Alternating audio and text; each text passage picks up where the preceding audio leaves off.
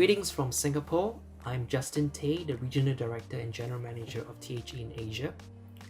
Over the past 25 years, the number of workers living in extreme poverty has declined dramatically.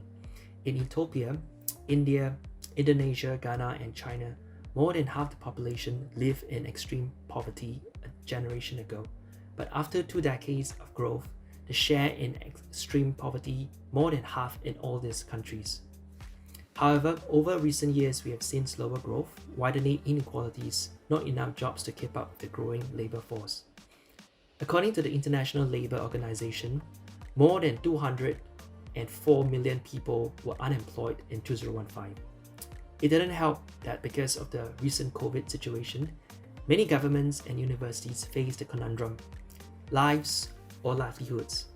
At this point of recording, I'm glad to observe many governments now have a better grasp of the situation and are increasingly focused on livelihoods.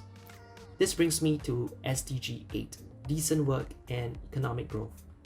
SDG 8 promotes sustained economic growth, higher levels of productivity and technological innovation. With these targets in mind, the goal is to achieve full and productive employment and decent work for all women and men by 2030. Higher education institutions have a unique position to play in SDG 8. They are not only producers of research that will help drive economic growth, they are also often significant economic hubs in their own right, bringing in students and direct and indirect employees into the community.